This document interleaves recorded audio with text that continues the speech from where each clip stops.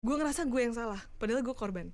Gue yang salah, gue ngerasa kayak blaming myself gitu, kayak kenapa gue mesti lakuin ini, kenapa gue mesti terjadi, kenapa gue mesti ngerasain ini, kenapa gue ada di situ, kenapa gue mesti ngejalanin ini, kenapa pokoknya gue blaming on myself and blaming to God. Di saat itu tuh gue ngerasa kayak hidup gue selesai, kayak nggak ada lagi nih masa depan gitu, nggak ada lagi nih cerita gue gitu. Jadi kalau lu ngerasain intimidasi itu ada, tapi pilihan lu mau dengerin intimidasi itu atau lu mau balik dan berserah sama Tuhan. Hai Keke. Hai. Kita mulai jadi diem lagi Kak, jadi ngeliatin kakak. Gimana? Hari ini kita mau ngobrol-ngobrol nih Ke. Ngobrol apa nih? Contekan yang belum dikeluarin emang nih. Masih dirahasiakan. Iya, aduh gila beneran contekannya nggak membantu ya Kak. Mohon maaf, mana slide yang dibikin sama kakak? Hilang Kak suaranya. Nah udah, hari ini kita mau ngobrol-ngobrol nih Ke soal work-life balance yang secara vertikal gitu. Oke. Nggak berat kan, kayak ngobrol-ngobrol ringan aja gitu. Biar memancing topik kita hari ini. Jadi mau nanya, sekarang kayaknya kegiatannya ngapain sih? Kegiatan aku adalah freelancing untuk social media strategis. Dan sekarang lagi part timer di sebuah working space dan ngurusinnya tuh program-program untuk komunitas. Jadi selain freelancer untuk social media, aku juga urusin bagian komunitas-komunitas gitu. Oh keren dong. Banyak loh komunitas di Indonesia ternyata semenjak komunitas kerja di sini. Ini ya sepeda gitu nggak? Enggak, kita Kan lebih ke banget. sosial. Jadi memang komunitas yang bukan yang radikal dan memang mereka tuh punya toleransi yang tinggi gitu. Wow. Jadi bukan politik juga.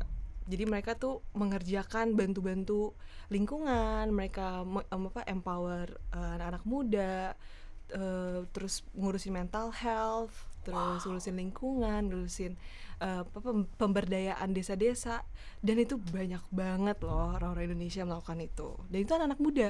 Banyak ya, maksudnya sebenarnya masih banyak anak-anak yang baik gitu ya. Banyak banget di luar sana. Kayak ada pesan sponsor nih. Apa tuh? Lebih all out, jangan jaim-jaim katanya gitu. Nanti yang ini di-cut ya. Sama agak deketan kali kayak suaranya agak tenggelam dikit. Mohon maaf nih suara aku kan ketawa. Oke. Aku emang anaknya halus. Udah gini halus gitu. Bibir kayak anu nih. Oke, ini maunya all out ya. Iya. Jadi kita serame-rame aja, biarin aja nanti mereka yang pusing ngeditnya kalau suara kita kekencengan gitu. Apa tadi balik lagi ke komunitas-komunitas. Jadi sebenarnya di luar sana masih banyak anak-anak muda yang peduli sama sesamanya gitu kali ya Kia? Banyak banget. Dan itu aku juga terbuka pikirannya karena semenjak bekerja di sini gitu. Kamu jadi terlibat juga di komunitas itu atau gimana? Kebetulan jadi tuh pekerjaan aku tuh jadi namanya nih Cowork Inc. Tempat space-nya itu. Okay. Kadang-kadang tuh komunitas tuh ya mau bikin sesuatu, kayak udah deh bikin aja dulu. Nah, pas mereka jalanin kayak aduh, gimana ya cara ngatur volunteer, gimana ya cara menjadi leader yang benar. Nah, itu tuh yang aku ajarkan di ruang, bukan aku yang ngajarin sih, bikin programnya, gimana cara supaya komunitas nih nggak bingung lagi, nggak menjadi solusi untuk teman-teman komunitas ini, gimana ngatur soalnya volunteer tuh bisa kayak 1000-an loh mereka ngatur. Dan itu hebat-hebat banget, dan itu bergerak di beberapa daerah, dan turun tangan itu juga datang ke daerah-daerah pelosok, dan ada juga yang katanya nih bencana di satu tempat gitu. Nah, itu mereka langsung jalan ke sana, dan itu pergerakannya tuh hebat-hebat banget. Dan kalau mereka nggak siap mentalnya, nah itu mereka kita ajarkan di sini, jadi untuk kembali berpulang lah di tempat kita ini untuk belajar lagi, restore lagi kegiatan mereka gimana gitu. Oh gitu, asik gitu banget. Kalau untuk dailynya biasanya ngapain sama mereka? Paling gini, mereka tuh kadang-kadang butuh teman ngobrol. Oh iya. Iya. Wow, mereka, semua orang butuh teman ngobrol ya. Iya, lebih kepada Kak Keisha bingung nih, gimana tiba-tiba komunitas aku muntaber. Mundur tanpa berita. Oh, gimana kirain tuh? beneran sakit. Enggak, kayak itu kejadian di komunitas tuh kayak gitu. Jadi kayak tiba-tiba muntaber. Aduh, gimana ya? Jadi itu kenapa muntaber itu ada, mundur tanpa berita? Karena leadernya itu juga kurang merangkul mereka, kurang menjelaskan visi misi mereka yang sebetulnya tuh hebat banget gitu. Jadi komunikasi itu penting banget, dan itu yang mungkin disampaikan dari kita dan mengajarkan mereka supaya mereka tetap berkomunikasi dengan baik gitu. Jadi emang lebih kayak memfasilitasi mereka yang mungkin kadang komunitas terbentuk tuh kayak gue suka ini deh, lo suka ini, kita kerjain bareng yuk gitu. Tapi sebenarnya mereka nggak punya dasar yang lebih kuat dari itu ya. Wah, itu dia. Keren. Itu dia yang gue kerjakan, dan seneng banget kalau ngelihat komunitas ternyata tuh mereka apa yang kita ajarkan mereka berkembang, dan melihat mereka sekarang udah 2 tahun atau bertambah banyak volunteernya, itu kayak kita tuh ngerasa jadi apa yang kita kerjakan tuh berdampak di komunitas mereka. Wow. Ya. Sekarang megang berapa komunitas kalau kayak gitu? Banyak ya. Daftarnya kita sekarang ada 1.800 komunitas. Itu yang di Jakarta loh. Wow. Dan kita kemarin udah ke Batam, ke Medan, Malang, Manado, dan next one dirahasiakan. Oh baik. Itu berarti kamu ke kota-kota itu juga kerjanya. Wow, keren banget. Dan pertama kalinya kemarin kita ke Medan secara online. Coba deh, bener-bener. Oh iya sih, lagi kayak gini semua online ya. Dan itu salah satu tantangan terbesar yang aku juga melihat. Aku pikir aku nggak sanggup. Memang aku nggak sanggup sebagai manusia. Tapi Tuhan memang luar biasa, dia yang suatu hal yang mustahil jadi jadi ada gitu. Wow. Boleh nggak tuh diceritain apa contohnya gitu, biar teman-teman yang dengerin lebih kayak kebayang gitu. Oke. Jadi tuh kita dikasih tantangan nih, satu, kita mesti bikin online yang kemarin kita kerjakan secara offline. Bagaimana caranya acara ini selama 3 hari mereka kena, dan mereka juga dapat ilmunya kita, tapi tetap ilmunya dapat dan mereka bisa aplikasikan ke kehidupan mereka. Gimana caranya gitu? Kehidupan maksudnya komunitas mereka gitu. Sedangkan secara online itu tuh nggak bisa. Gimana cara online ngomong kayak satu dengan berhadapan dengan layar, dan kita lihat komunitas kita juga mayoritas 80% pakai handphone, dan 3 jam mesti lihat layar itu kayak aku ngerasa mereka tuh pasti akan capek gitu. Dan bagaimana cara mengemas itu semua, dan vibe-nya kita juga tertransfer gitu. Dan awal-awal kita tuh takutnya kayaknya mati tiba-tiba nih, listrik mati, sinyal mati, koneksi mati. Dan satu acara ini 2 jam sebelum acara mulai tiba-tiba nggak bisa live. Kenapa tuh? Aduh, kejadian-kejadian kayak gitu banyak banget dialami sama orang-orang sekarang gak sih? Kayak itu gak bisa live. Itu bener-bener gak ada koneksi ke live on Facebooknya. Hilang gitu aja gitu atau gimana? Padahal tuh kita udah GR per minggu, 2 minggu tuh tiap hari. Terus kalau ada masalah lagi kita coba lagi. Dan itu pas kejadian itu cuma bisa berdoa, karena gak ngerti lagi gimana caranya. Satu tim tuh udah yang kebetulan puji Tuhan aku dikasih tanggung jawab di situ jadi show directornya. Jadi bagian yang tahu programnya apa yang mesti masukin, terus abis ini acaranya apa aja gitu. Dan itu Tuhan, kayak aku cuman Tuhan, kita udah berusaha yang terbaik, sekarang please bantu kita gitu, karena kita udah nggak tahu lagi nih sekarang. Akhirnya kita coba setting semuanya, kita setting ulang semuanya. Bayangin kita udah setting dari kemarin nih, semuanya udah bagus, terus tiba-tiba harus setting ulang semuanya. Jadi kayak, dan waktunya cuma tinggal 2 jam lagi. Panik sih. Maksudnya secara manusia wajar sih kalau panik banget.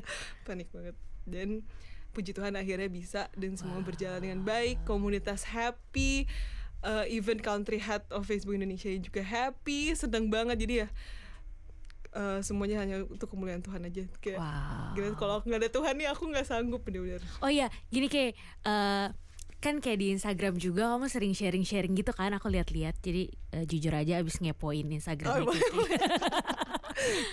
Boleh gak sih ceritain ada apa sih di postingan yang itu tuh, yang boleh nengok bentar Ke? Ya ini. Ini. Tadi aku ceritain. Itu yang tadi aku ceritain. Keponya agak kurang detail ya, maafin. Jadi itu bener-bener kita satu yang tadi aku ceritain, gimana kita tuh offline ke online tuh nggak mungkin terjadi, karena kebetulan aku punya gerakan ini adalah kayak pas ketemu komunitas tuh energinya berasa. Iya, Kalau iya, kalian ngerti, ketemu ngerti. ngumpul di pemuda, itu kan berasa kan kayak Iya, benar-benar. kita we are on the same ship gitu. Kita sama-sama berjuang untuk hal ini.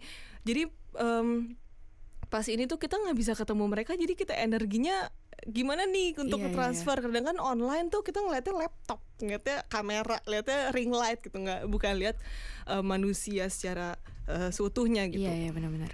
Tapi dengan kemarin kita cari formula baru, yaitu kita dengan WhatsApp dari awal, kita bikin WhatsApp group, kita kita udah euforianya udah ada di situ. Terus juga kita masukin di sebelum masuk masuk ke acara, kita juga udah ngumpulin mereka di Zoom, kita perkenalan, ngobrol dulu. Nah, pas acara mulai baru kita sesuai dengan susunan acara kita. Emang kayak ngebangun raportnya lebih panjang gitu ya. Lebih panjang. Online tuh lebih panjang loh.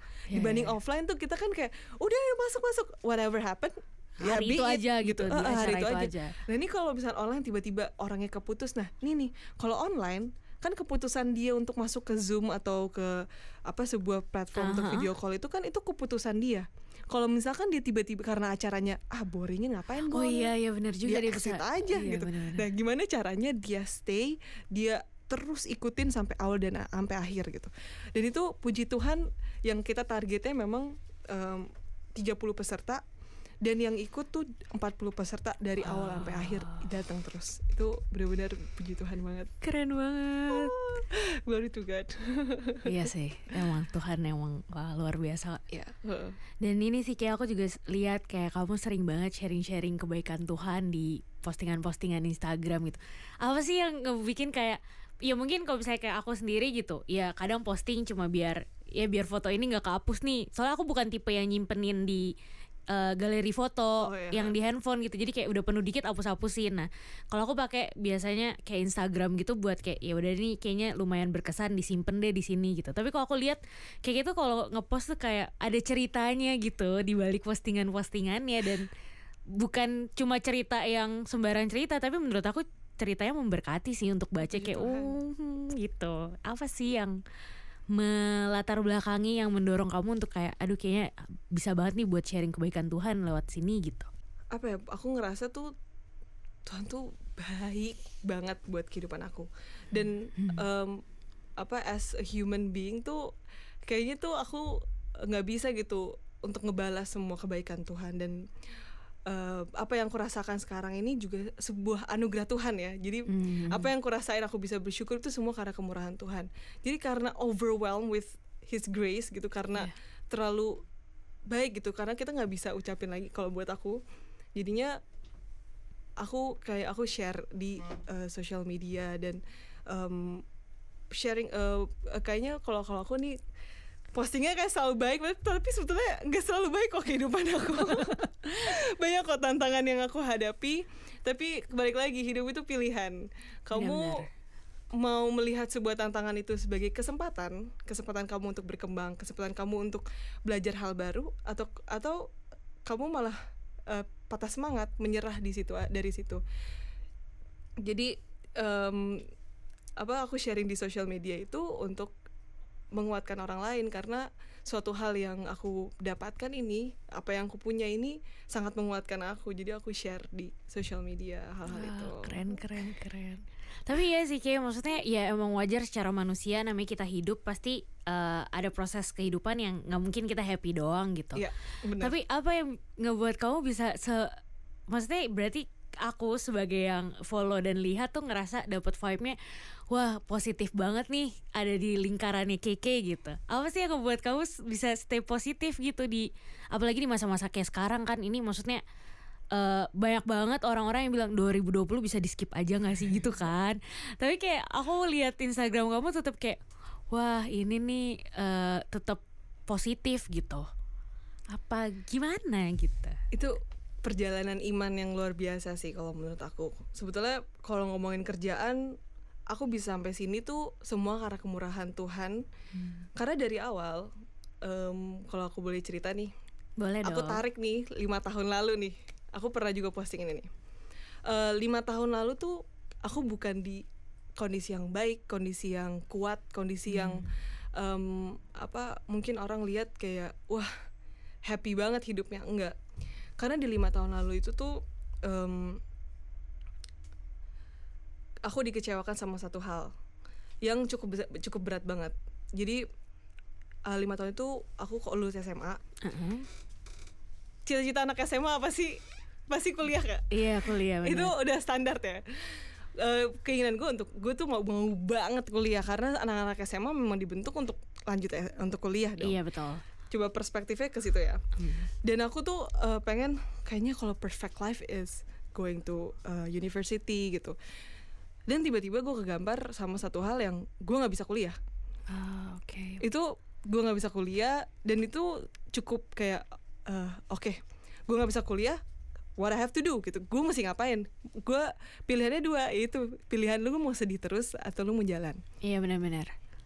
Gue beraniin diri dari SMA tuh gue memang suka kerja, jadi gue ambil kerjanya di event organizer. Kebetulan my mom is an event organizer person gitu. Jadi dari SMA tuh udah kerja, udah kecemplung. Udah kecemplung situ dan gue seneng banget di dunia ini, kayak apa bisa ngatur, bisa jalanin acara, terus kayak lari kanan kiri. Dulu mah jadi seneng lari-lari ya.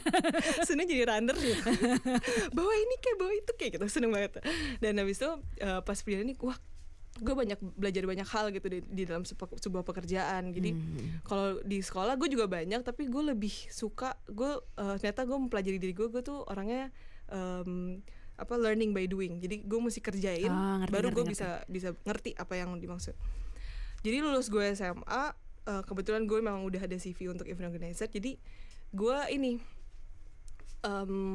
nempel sama temennya nyokap gue. Jadi di situ gue jadi personal assistant-nya dia, bantuin untuk ngatur segala apa dia punya event nextnya. Jadi nempel aja sama dia gitu. Dan gue juga mau belajar dong. Dan di situ gue dijanjikan juga untuk kuliah di satu universitas. Jadi kan, oke, gue kerja sama lo, gue juga nanti bisa kuliah. Terus juga disuruh gue juga dibentuk untuk jadi model juga gitu. Jadi pokoknya dari gue kerja sama dia, terus gue juga jadi pokoknya mimpi gue nih, wah udah mulai tercapai nih, bentar lagi gue bisa kuliah gitu. Jadi I put so much hope in this person gitu.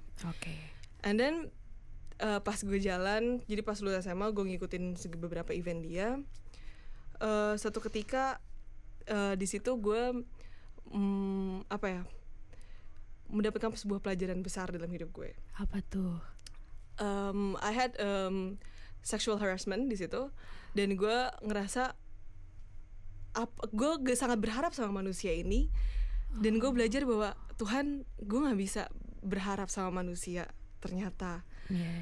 Tapi untuk di titik itu, pas kejadian sexual harassment itu, gue struggle 3 bulan, dan di situ gue nggak bisa baca Alkitab. Gue ngerasa gue yang salah, padahal gue korban. Gue yang salah, gue ngerasa kayak blaming myself gitu, kayak kenapa gue mesti lakuin ini, kenapa gue mesti terjadi, kenapa gue mesti ngerasain ini, kenapa gue ada di situ, kenapa gue mesti ngejalanin ini, kenapa pokoknya gue blaming on myself and blaming to God, kayak kenapa Tuhan gak jaga gue, Tuhan kenapa.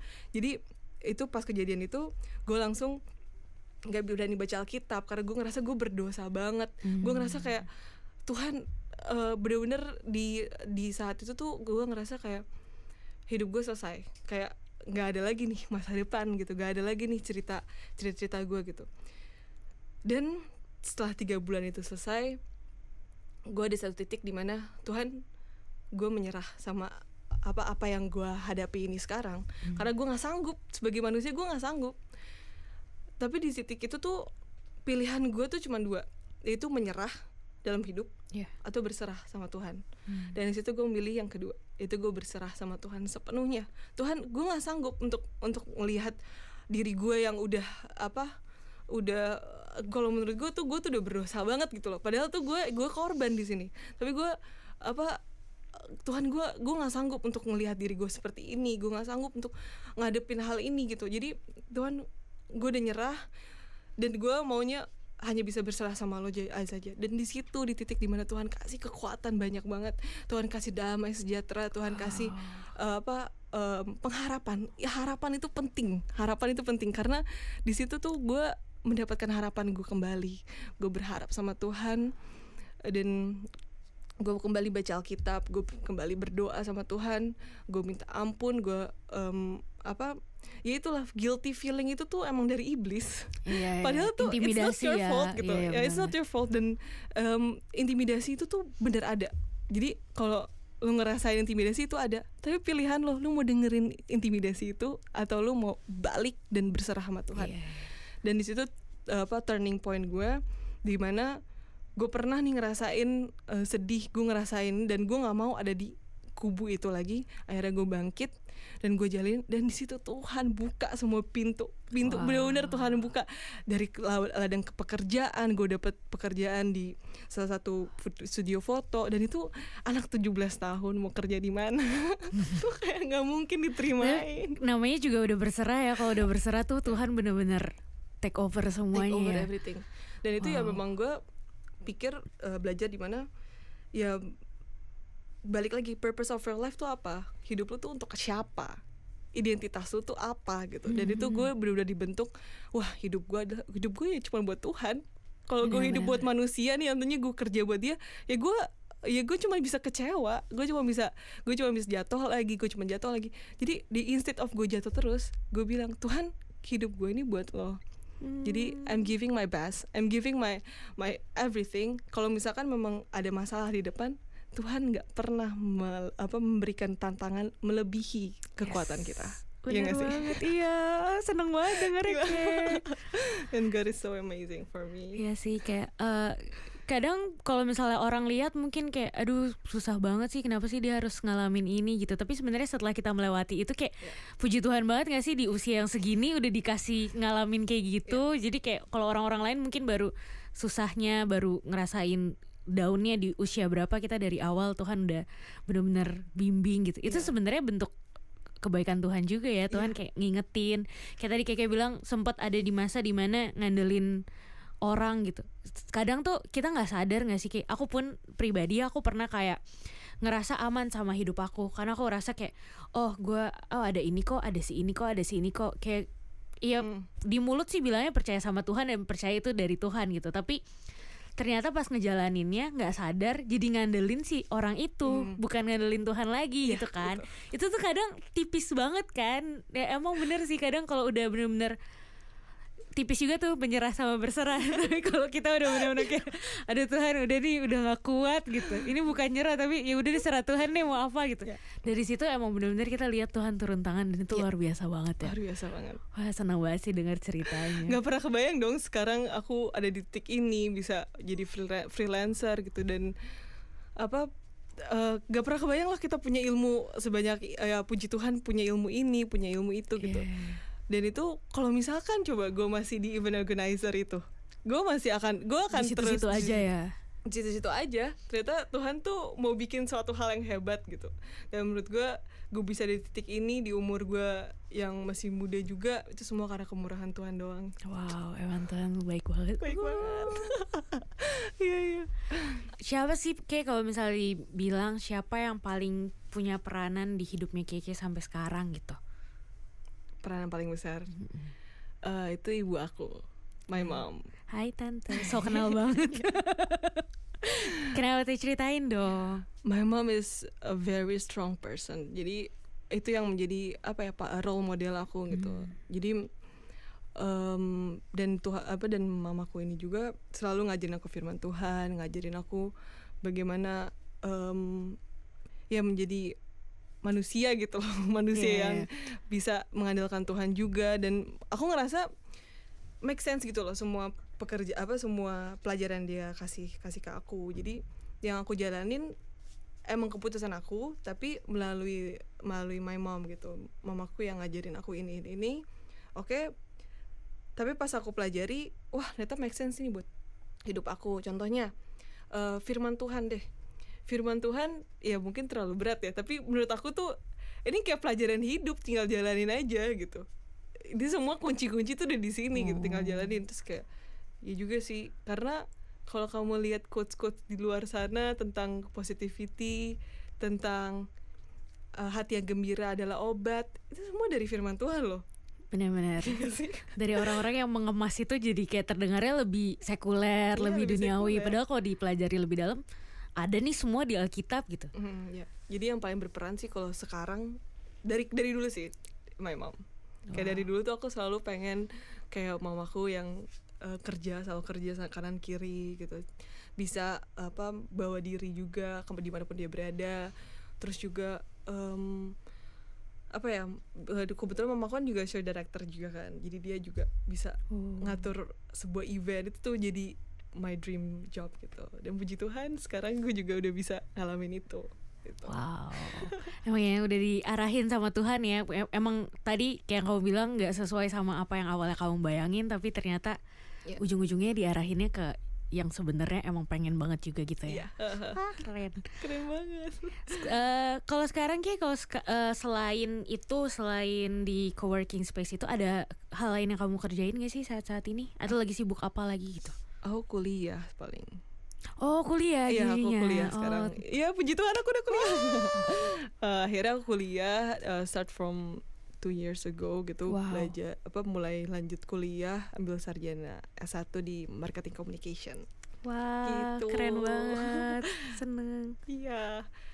Itu juga salah satu mimpi yang gak pernah aku pikir aku gak bakal kuliah sih. Kayak udahlah. Gimana tuh bisa akhirnya kuliah, Ki? Karena pertama-tama kan aku udah mau nyerah aja deh, udah dia nggak usah kuliah, lagian kan aku juga udah kerjaan gitu. Tapi aku pikir pas aku lagi nyari kampus, carinya tuh sebetulnya pertamanya aku mau cari ini doang, kayak course gitu. Tau-taunya ada kuliah online. Jadi dari dulu tuh gue memang pengennya kuliah online, nggak mau kuliah offline. Karena demand kerjaan gue juga tinggi kan, jadi gue mau kerjaan sama kuliah tuh bisa jadi berdua jalan gitu. Pendukung jalan gitu loh. Jadi nggak cuman gue bener fokus sama kuliah doang. Jadi sambil online gue bisa atur waktu gue juga, gue bisa atur kerjaan gue, gimana caranya supaya sama-sama balance. Karena emang lebih suka learning by doing juga ya. Jadi nggak cuma kayak kalau tipe-tipe orang yang kayak gitu kok disuruh duduk di kuliah gitu, gak bisa kebayang sih. Gak bisa gue dengerin dosen itu ngomong, aduh malah gue marah itu dosen gitu. Waduh, gak bisa tuh kayak gitu, udah gue jalanin gitu, gak bisa kayak gitu Pak dosen. Kita tuker dong nanti jadi mahasiswanya yang mana gitu kan. Aduh. Ya emang biasanya teori kan kalau kuliah gitu. Susah gak sih kayak ngebagi waktunya? Maksudnya kan ya walaupun tetap online ya tetap aja kuliah, tetap ada tugasnya kan, tetap ada ujiannya dong. Iya. Susah nggak ngebaginya antara, maksudnya ngejalanin dua-duanya bersamaan gitu? Susah. Gimana? Susah sih. Terus memang. Gimana dong? Maksudnya kamu gimana ngehadapinnya? Ya atur waktu aja sih yang baik gitu. Jadi kayak pas siang nih ngerjain kerjaan fokus, malamnya gue lanjutin kuliah, dan itu punya semangat untuk lanjut kuliah. Terus emang kuliah tuh berat ternyata. Kayak gue salut sama lu semua yang kuliah doang. Gue salut banget parah. Karena emang kuliah tuh, dan kebetulan walaupun online dia tetap sama pelajarin sama offline, jadi nggak dibedain. Even kalau lu kerja kelompok, kalau di offline, di sini online sendiri. Karena lu nggak bisa kerja kelompok sama siapa tuh. Ya ampun. Jadi ya benar-benar kuliah berat kalau menurut gue setelah gue jalanin. Dan ya gue yakin gue bisa S1, doain gue ya. Bisa pasti bisa. Kalau udah mau mulai sesuatu tuh, kalau udah libatin Tuhan pasti bisa kelar ya. Amin. Amin pasti bisa kelar. Tapi justru ya kalau menurut kita, gue kita kayak mewakili banyak orang gitu yang full kuliah, justru ngeliat yang kuliah sambil kerja itu justru amazing sih. Karena kita yang kuliah doang aja tuh rasanya kayak ini apaan sih gak kelar-kelar gitu. Tapi ngeliat yang bisa sambil kerja. Karena kalau di kampus aku justru banyak yang akhirnya kan biasa tuh kalau udah semester akhir sambil kerja, ujung-ujungnya mereka jadi kerja doang. Terus bahkan ada yang balik ke kampus karena udah semester terakhir. Kalau lu nggak lulus sekarang lu DO gitu. Jadi kayak kalau ngeliat orang yang dari awal bisa ngejalanin dua-duanya, menurut aku itu justru keren banget sih, Ki. Jadi kayak begitu, keren banget. Tuh gue emang kayak aduh Tuhan, berikan saya kekuatan mengerjakan kuliah ini. Tuh di titik itu sih. Tapi selama ini aman-aman aja ya, masih aman-aman, berjalan dengan baik. Tapi memang perlu usaha keras untuk tetap stay on that phase gitu. Iya, keren sih, keren. Dapat bocoran nih kayak Apa nih? sosok bocoran. Kayak bahkan karena udah kerja jadi kayaknya kuliah bayar sendiri. Oh iya, Itu keren banget kuliah sih, aku bayar Ki. sendiri, puji Tuhan. Karena memang kuliah ini kan keputusan aku kan. Jadi aku mau kuliah, ya aku jalan pakai uangku sendiri, puji Tuhan juga Keren. dicukupkan gitu. Ya kuliahnya juga bukan yang mahal-mahal banget sih. Kebetulan aku di LSPR dan London School of Public Relations. Tetap aja tetap. Dicukupkan lah semua yang luar biasa. diperlukan. Jadi Tuhan pelihara benar-benar semuanya. Wow. Even di COVID ini loh guys, gue masih dapat pekerjaan itu sebuah kemurahan Tuhan juga. Jadi ya kalau dilihat lah, gue anak SMA gitu, lulusan SMA, terus masih dikasih kesempatan kerja, terus sambil kuliah juga lagi, masih sambil bayar kuliah juga. Tuh Tuhan pelihara. Itu kalau bukan Tuhan pelihara, siapa juga pelihara saya. Bener setuju sih. Karena sekarang tuh banyak banget ketemu orang yang bilang kayak bisa makan aja udah puji Tuhan. Ini tuh bisa punya kerjaan, bisa kuliah dan semua baik-baik aja ya. Ya kalau bukan Tuhan siapa lagi sih emang. Yes, bener banget. Ada julukan WHO Indonesia apa tuh Ki?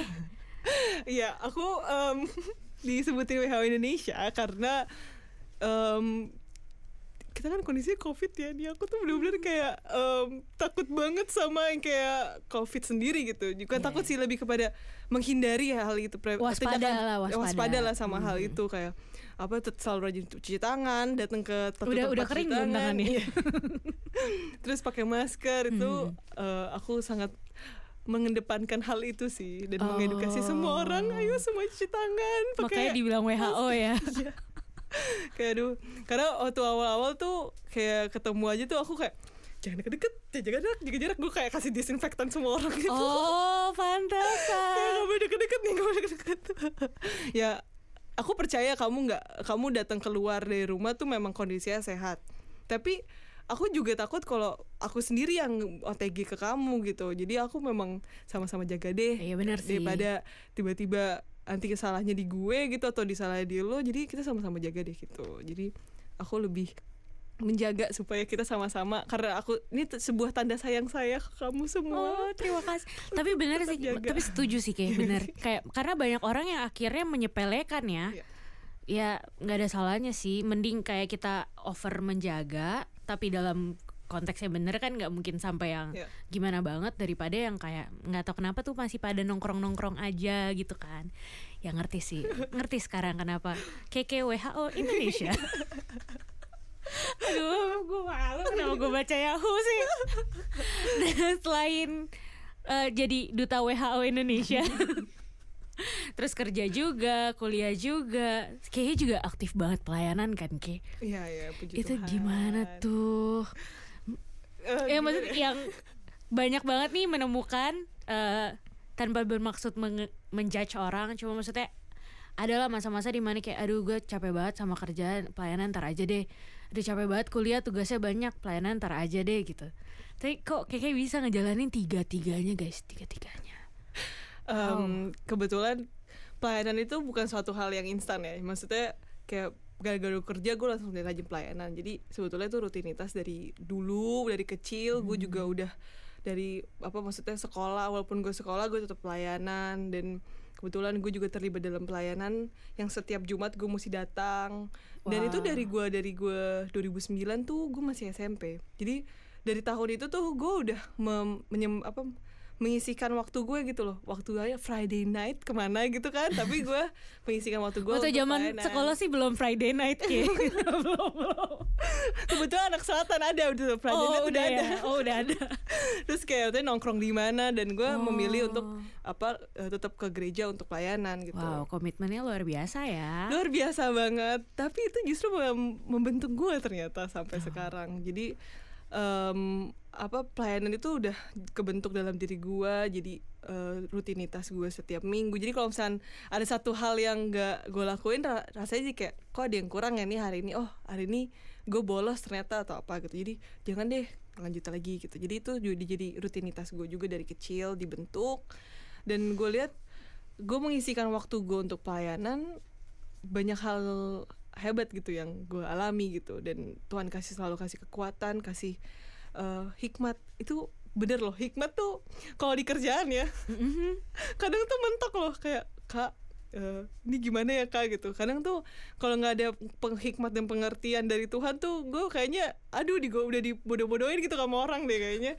Jadi itu hikmat pengertian tuh penting banget, dan itu sumbernya satu-satunya dari Tuhan sih, dan gue sangat mengalami itu loh. Jadi dan itu pelayanan itu gue juga banyak belajar. Jadi pelayanan gue cuman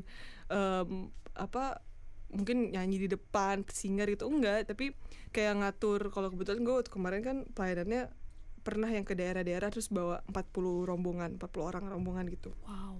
Pernah ke Batam, ke Singapura, ke Jakarta Timur, sampai ke Bali, dan itu pun bawa banyak orang, dan mereka pada punya alat musiknya juga bawa masing-masing gitu. Dan itu kan ngatur anak-anak kecil gitu kan juga pelajaran gitu. Mungkin di kerjaan gue nggak bakal dapetin pengalaman ini, tapi karena gue ngalamin pengalaman ini dari pelayanan dan gue kalau pelayanan GPDI Pantai Kosta Herranla ini kan nggak ada tuh insentif pengen nyanyi Pantai Kosta Herranla semua kan dari hati, dan itu justru gue belajar bahwa ternyata emang kita tuh kalau bekerja dari hati hasilnya juga luar biasa. Dan itulah pelajaran yang satu ayat yang selalu gue pegang dari gue kecil tuh, yaitu bekerjalah seperti buat Tuhan, bukan untuk manusia. Dan itu gue melihat ini gue bekerja buat Tuhan, jadi ya yang terbaik yang gue kasih gitu. Jadi ya untuk balancing antara pekerjaan dan pelayanan, Tuhan kasih berkat banyak banget di pekerjaan. Kenapa gue mesti ninggalin pelayanan? Itu lebih ke pertama komitmen gue, dan yang kedua ya logika gue aja. Jadinya dijalanin kayak Tuhan udah kasih berkat ini, Tuhan masih kasih gue pekerjaan, kasih gue ini, dan realize bahwa lo masih dalam anugerah Tuhan, bisa kembali lagi masih berdoa. Itu semua tuh anugerah Tuhan gitu. Kadang gue juga masih belajar ya. Dan gue kayak akhir-akhir ini gue belajar bahwa gila ya, gue bisa ingat Tuhan, gue bisa berterima kasih, bersyukur, gue bisa nafas, gue bisa jalan, itu semua anugerah Tuhan gitu. Nggak ada tuh campur tangan manusia di situ, nggak ada. Di semua tuh benar-benar anugerah Tuhan. Keren sih Ke. Ya walaupun anugerah Tuhan, tapi bisa menyadari itu anugerah Tuhan, itu juga keren banget sih. Tuh anugerah Tuhan benar-benar. Wow. Pernah ini gak sih kayak ngerasa, misalkan tadi kayak bilang udah pelayanan dari kecil gitu. Kalau aku ada sih masa-masa yang kayak males nih pemuda, males ini. Ada gak sih masa-masa yang kayak gitu juga? Ada banget. Tetep ya semua ngalamin ya masa-masa itu ternyata. Ada banget ya. Waktu itu gue pernah pelayanannya capek banget. Gimana gue mesti ke setiap gereja untuk kan gue mau pelayanan ke daerah-daerah. Jadinya gue kasih tahu nih guys, gue mau pergi nih ke daerah-daerah gitu. Habis itu minta dukungan doa, kita juga kasih pujian permainan musik kita. Itu tuh capek banget. Dimana kita mesti bangun pagi tiap hari Minggu tuh, bangun pagi kan, karena kan ngikutin ibadah mereka masing-masing. Itu mesti bawa alat angklungnya lagi, mesti jalan, mesti bawa rombongan, terus ngatur berapa banyak orang di mobil ini, mobil itu. Dan itu tuh terjadi tuh setiap minggu sampai akhirnya kita pergi. Wow. Itu tuh pas perjalanan kita pelayanan itu, rasa Tuhan, kenapa gue mesti ngalamin ini? Itu yang kayak aduh Tuhan, capek banget. Itu tuh karena tuh kita tidur di bus, tidur di kereta, tidur di kapal juga. Jadi kita tuh ada beberapa malam kita tidurnya di bus, nggak tidur di hotel atau di itu gereja. Kayak lagi tour gitu ya? Iya, kayak tour banget. Dan itu kita kan ke Surabaya, ke Semarang, ke Malang, ke Banyuwangi enggak deh. Langsung ke Bali. Habis itu di Bali pun gue ke Tabanan, Kuta. Habis itu selesai di Kuta. Wow. Itu gue ngalamin Tuhan, bener-bener capek banget. Tapi balik lagi, lo hidup tuh buat siapa? Iya benar. Kalau gue capek di pelayanan, ini buat Tuhan. Jadi gue ngerasa Tuhan, kiranya apa yang aku kerjakan ini memang benar-benar layak di hadapan-Mu gitu. Jadi jangan sampai apa yang aku kerjakan udah capek, udah lemah nih, aku udah capek banget Tuhan, tapi malah jadi sia-sia. Dan tapi pas ketika aku bilang nih khususnya, Tuhan aku capek banget, Nah di situ Tuhan kasih kekuatan, Kekuatan. kasih kekuatan lagi. Ya kalau ya nggak bisa dipungkiri lah, pelayanan tuh pasti semua orang pasti akan ngadepin yang capek, yang bosan, sih. mungkin udah jadi.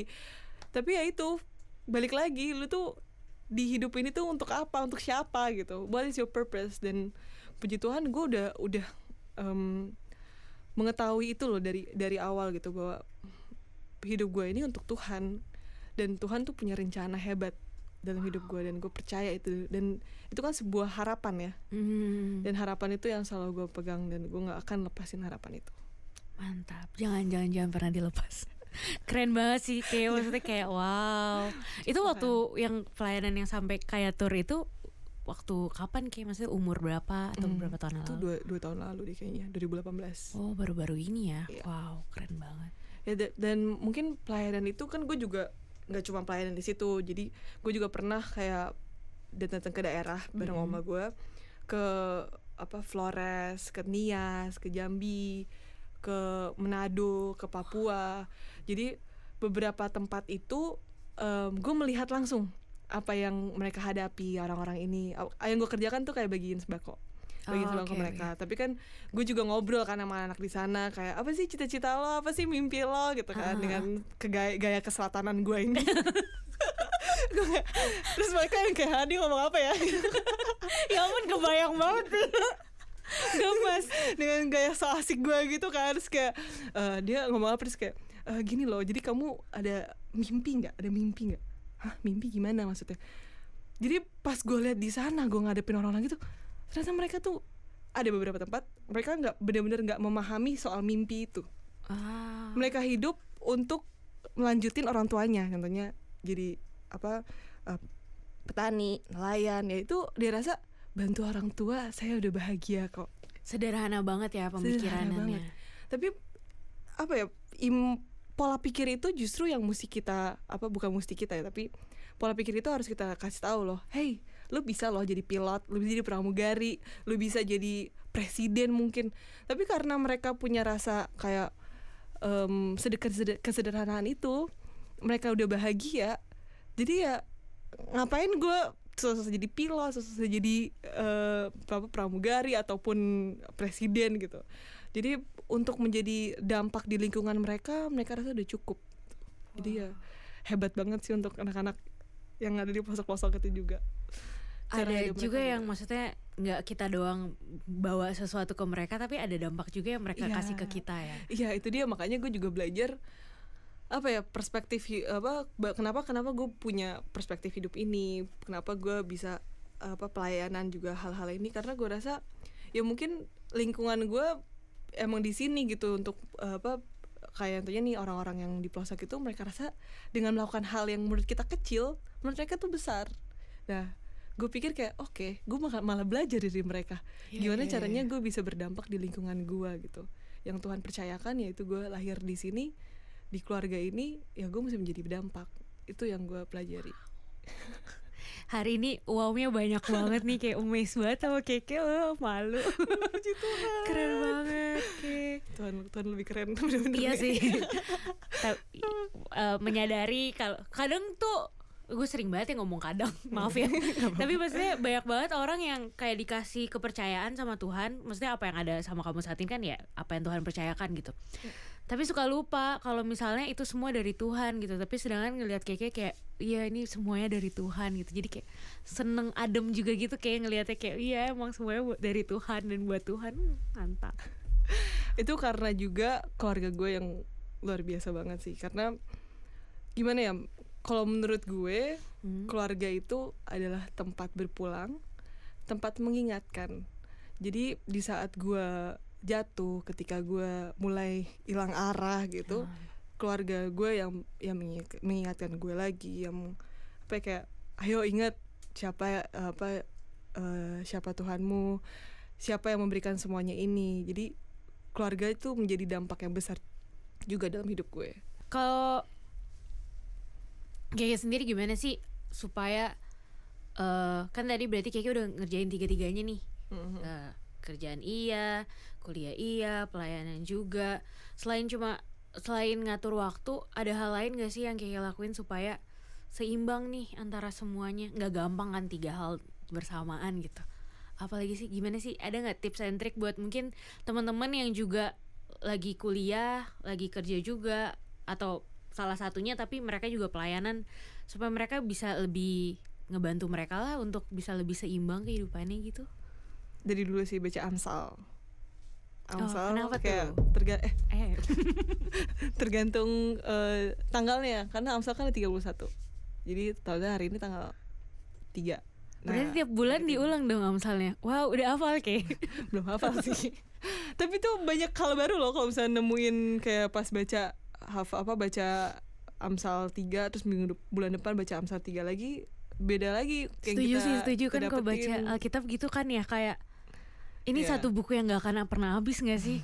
Bener sih, emang selalu ada hal baru gitu. Iya, selalu ada yang baru. Menarik sih, kayak emang keren banget. Siapa yang nulis Alkitab? Tuhan. Of course. Ada bocoran lagi nih biar seru gitu, banyak yang dibocorin. Bukanya jangan langsung tegang gitu dong. Langsung baru. Bocorannya dihapus. Hari ini bawa Alkitab Hah? Kau hari ini bawa Alkitab? Iya bawa. Kenapa tuh? Kenapa tiap hari bawa Alkitab apa gimana? Enggak. Ini kan hari ini ada pemuda, kalau misalkan gue nggak keburu sampai rumah ya bisa baca di sini. Wow, ada yang bawa Alkitab nggak? Yang lain nggak ada, yakin gue. Semua dari handphone doang. Ya kan handphonenya kan pakai buat nonton. Nah, cowok yang lain alasannya apa? Melihat ke diri sendiri. Nontonnya dari handphone orang kalau aku. Oh gitu. Dia biar handphone sendiri buat buka Alkitab. Bisa sharing ya Alkitabnya pakai handphone. Beda sih kalau lihat Alkitab sama beda lihat handphone tuh beda sih kalau buat aku. Jadi iya sih, ngerti sih. Kebiasaan dari dulu. Pernah ini gak sih kayak ini agak miring dikit ya, cuma gara-gara ngomongin Alkitab. Kok miring sih bahasa gue? Cuma ini gak sih kayak kalau dulu di gereja buka Alkitab tuh ada suara lembaran Alkitab gitu. Iya. Kok sekarang tuh nggak ada? Pernah kangen gitu nggak sih? Kayak sampai kadang buka Alkitab kayak kok yang lain nggak ada suara? Cuman gue doang. Iya, jadi kayak gue lagi berisik atau gimana, tapi kayak dulu tuh kayak nyaring gitu ya, kayak kalau halaman Alkitab dibalik. Iya, kangen banget dulu tuh. Aduh, sekarang ya sendiri-sendiri aja di rumah masing-masing. Itu pun belum tentu semuanya jam 8 gitu nontonnya, kayak mungkin jam 10 baru atau malamnya. Ngikutin jadwal ibadah yang sebenarnya gitu ya. Mentang-mentang YouTube-nya ada sampai selama-lamanya. Apakah kita harus turunin videonya? Ya benar juga, karena untuk selama-lamanya. Masih inget sama Bintea nggak, Ini jangan-jangan gue salah baca lagi, bener kan? Binti. Oh, Bintu kan salah lagi. Ya ampun, Binti. Binti tuh sebetulnya awalnya ya Binti itu adalah Bintaro Teh. Bintaro Teh gitu ya. Tapi bagus saya Bintaro Teh gitu. Daripada Binti. Tadi aku bacanya Bintea. Kenapa? Alay banget Merlin, maaf ya. Jadi si Binti ini tuh aku tuh kan kondisinya kan lagi ya kembali ke WHO nih. Oke. Kondisinya lagi COVID gitu kan. Terus kita kan butuh stamina tubuh ya biar kuat gitu kan. Dan Binti ini tuh adalah teh dengan lemon sama madu. Sehat. Dan itu kayak bagus buat stamina tubuh kita. Dan aku tuh kalau datang ke acara keluarga gitu di Kedoyan tentunya. Nah itu gue suka bikinin. Ayo semuanya minum biar kalian semua imunnya baik gitu. Atau gue ke kantor gue bawain gitu. Jadi kayak mau dong sekantor sama Keke. Tolong ada lowongan nggak? Gitu. Jadi aku rajin bikinin gituan. Tapi balik lagi itu tergantung moodnya aku. Oh gitu. Kirain itu sesuatu yang dijual jadi bisnis gitu, enggak ya? Enggak. Tapi ngomongin bisnis, sekarang ini aku memang pakai si Binti ini untuk jualan mie ayam seger namanya. Jadi selain nambah lagi kerennya Keke ya. Ya ampun, amazed, nggak tahu mau ngomong apa. Ya itu. Wow. Sebetulnya aku tuh kenapa nggak mau bikin produk sendiri, maksudnya Instagram sendiri ya karena udah Binti aja deh digabungin sama mie ayam seger ini. Nah si mie ayam seger ini tuh ada cerita lagi kalau mie ayam seger. Apa tuh? Jadi tuh om tante aku nih udah jualan dari tahun lalu sebetulnya. Tapi ini jualannya di gerobakan, jadi kayak di gerobak daerah Pesanggerahan gitu. Nah kondisi COVID ini tuh apa ya, semua UMKM kan pasti merasa goyang gitu, dan sampai yang gede-gede bisnisnya juga goyang semua kan. Gede apa. Nah habis itu aku kayak dijualan, akhirnya jualannya langsung di mie ayam kemasan, tapi brandingnya tuh masih kurang menarik lah gitu, dan kita akhirnya bantuin kayak wah ternyata mie ayam tuh kayak menarik nih, ternyata pas kita makan juga enak gitu, ayamnya tuh enak, bumbunya enak gitu kan. Yaudah akhirnya kita kayak udah bantu jualan deh, soalnya om tante tuh penghasilannya emang dari situ aja gitu.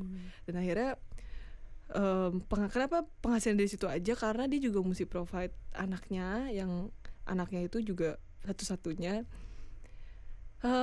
dia tuh punya penyakit langka gitu, dan mereka mesti minum obat, dia mesti minum obat tiap minggu, terus juga mesti ganti darah gitu, segala hal. Jadi gue pikir kayak aduh kasihan kalau misalkan memang mie ayam ini nggak terjual sesuai dengan sepantasnya gitu loh. Kalau memang dia bilang sih 20 mangkok 30 mangkok, om tante aku udah seneng banget, tau gak sih, udah kayak aku bahagia, aku hari ini dapat pesanan 30. Jadi ya kita juga yang beli kan jadi kayak seneng banget gitu. Iya, ngerti. Akhirnya pas aku pikir gimana kalau misalnya kita bantu jualan juga nih om tante gitu. Terus kata om tante, yaudah boleh jadi reseller.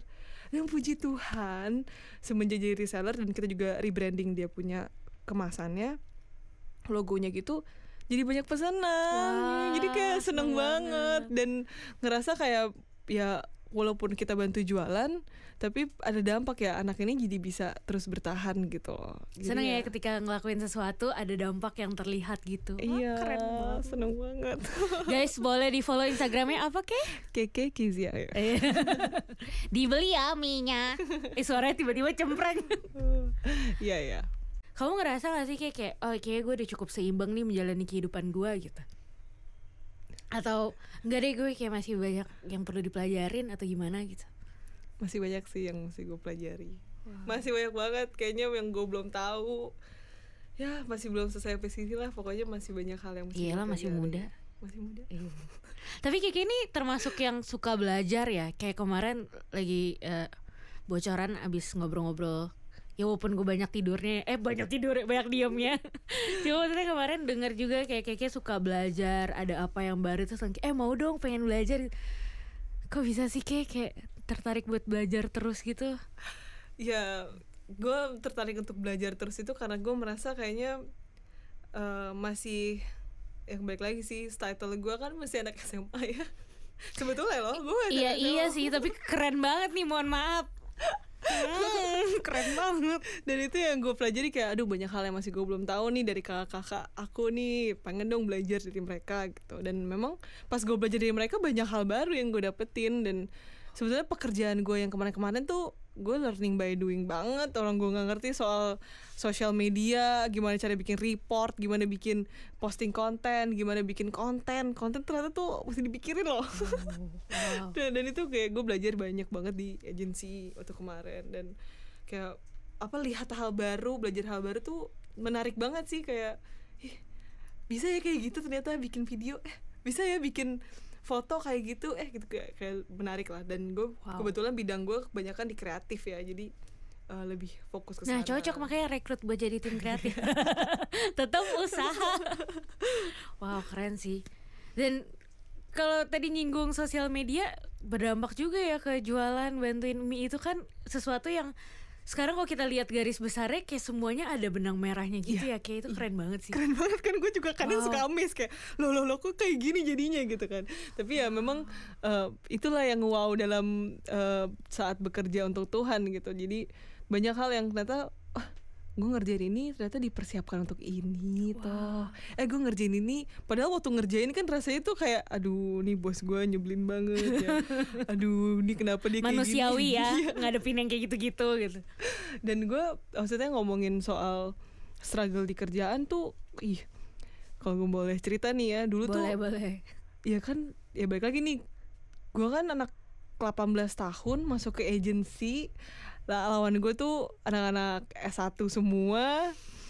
Ya itu pressure-nya kalau buat gue saat itu cukup berat gitu buat gue. Dan kayak terus gue ngerjainnya social media officer. Waktu itu ngerjainnya kayak reporting, bikin konten, planning konten, terus posting juga konten-kontennya. Terus gue kayak kadang-kadang tuh suka kayak aduh kontennya kurang kreatif nih, kontennya kurang baik nih, kurang gini. Kadang gue aduh mau gimana lagi Tuhan, gue gak bisa kerjain lagi. Tuh ada tuh di titik-titik kayak gitu. Terus yang kayak lu bisa apa sih tuh, dari mimik muka, dari bahasa email tuh udah yang kayak tapi puji Tuhan gue punya manajer tuh baik banget. Jadi dia selalu jagain gue juga dari singa-singa, serigala-serigala di sekitar gue. Bukti ini ya, bukti nyata perlindungan Tuhan ya. Tuh yang namanya manajer gue pernah banting laptop karena gue diinjek-injek. Itu pernah kayak banting laptop terus dia cabut. Ya gue sebagai anak bawang gimana ya, gue juga bingung. Akhirnya saat itu gue diberikan apa ya, gue juga dulu pas ngerjain ini tuh gue belum siap gitu ngadepinnya. Tapi gue konsultasi dong sama bokap gue, sama nyokap gue tanya gimana nih, satu coworker gue nih nyebelin banget nih. Kebetulan dia AE-nya, jadi dia yang ngasih jembatan antara klien. Jadi kan gue kan juga nggak bisa ngomong klien lu mau apa sih sebetulnya gitu kan, gue nggak bisa gitu. Jadi mesti dari AE-nya. Nah itu gue yang kayak aduh Tuhan nih gimana ya, dengki itu ada nih dalam hati nih untuk ngadepin orang gitu. Dan Tuhan berikan kekuatan gimana caranya. Akhirnya gue ingat bokap gue bilang bahwa kalau di sebuah lingkungan kantor lu udah nggak nyaman, lu nggak enak, ya lu kedepannya malah jadi nggak enak. Jadi berusaha untuk bikin lingkungan kantor lo atau buat diri lo juga nyaman, saling nyaman gitu satu sama lain, punya pengertian gitu lah. Jangan lu semua mau ajak berantem, coba aja ngomong baik-baik gitu kan. Setuju, ngapain ngajak berantem semua orang, capek. Akhirnya tuh setelah banting laptop si manajer gue itu, gue samperin tuh ke meja AE.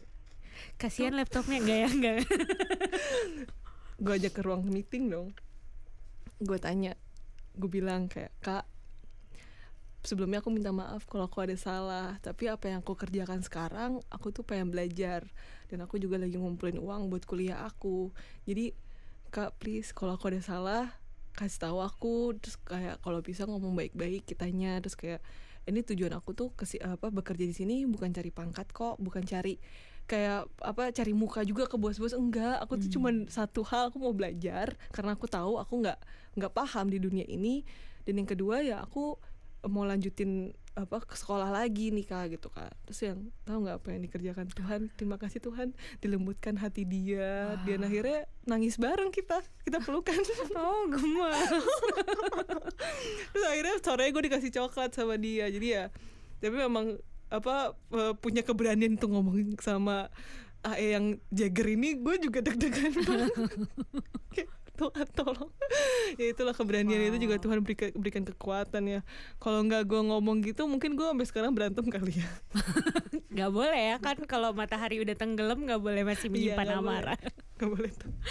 Oke, thank you banget Kiki. Hari ini kita udah ngobrol-ngobrol banyak ya, luar biasa sih. Lagi-lagi aku salut ngelihat Kiki, maksudnya kayak perjalanannya dari lulus SMA terus masih mau kerja. Maksudnya ya adalah orang-orang pasti yang kayak yang kayak tadi Kiki bilang gitu, pilihan antara mau meratapi apa yang terjadi atau mau melangkah. Dan senang banget dengar Kiki memilih untuk melangkah.